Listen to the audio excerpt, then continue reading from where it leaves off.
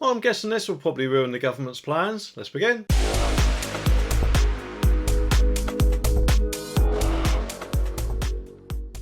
Now, of course, it seems like a problem which won't be going away anytime soon. And of course, I'm talking about the illegal boat people coming from what surely must be war-torn France, for them to even attempt to cross the channel. And as we know so far, the government appears to think that the way to deal with this is to put them up in some nice hotels. Although that might not work for too much longer, especially if more hotels do what this hotel owner did, who surely must have some giant kahunas of some sort, if this story is anything to go by. Oh yes, hello, I'd just like to book a few hotel rooms, please, for my 392 guests for today. Now, the taxpayer, I will pay for everything, don't worry. Tibble, we've got a problem! Well, I heard that if you click that subscribe button down there, then the government will receive another brain cell to use, so why not give it a push? The article says that a defiant hotel owner declined an obscene amount of money offered by the Home Office to close her establishment so that it could be used to house asylum seekers. Dee Allen, who runs Hatter's Hotel with her husband in Skegness, Lincolnshire, says she was offered £10,000 a week in September 2021 to house 52 refugees for at least 3 months, but she refused as she believed it would have a negative impact on the area. Mrs. Allen, who's 35, claimed the government made her the same obscene offer in October this year. She said they were also saying to us that it would be for an indefinite amount of time, not just for 3 months.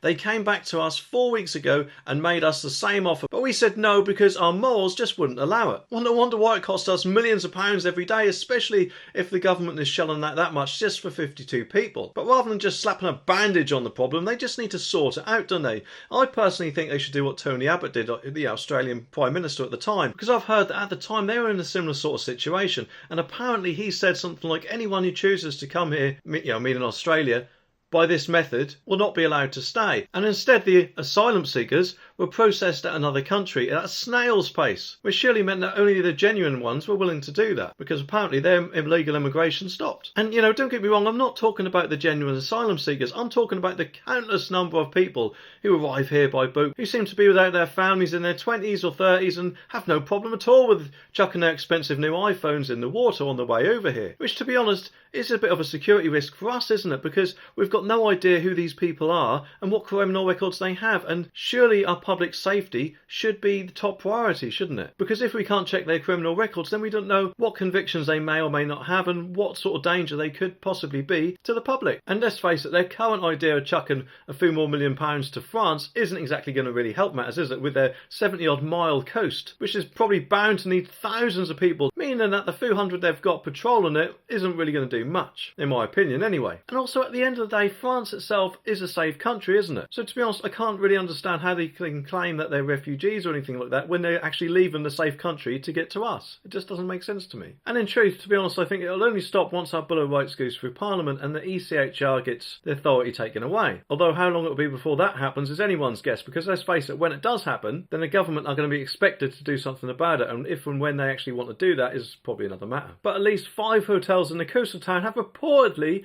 accepted the Home Office officer to house asylum seekers, reports Lincolnshire Live. A spokesperson said previously the number of people arriving in the UK who may require accommodation has reached record levels and has put our asylum system under incredible strain. The use of hotels to house asylum seekers is unacceptable. There are currently more than 37,000 asylum seekers in hotels, costing the UK's taxpayer £5.6 million a day. The use of hotels is a short-term solution, and we are working hard with local authorities to find appropriate accommodation. Well, whilst it's good to hear that they finally start to realise that hotels should only be a short-term solution and that surely something else needs to be done, it's quite worrying that in this video they seem to have decided they're doing something which is bound to cost us even more money. Anyway, subscribe for more and I'll see you in the next one.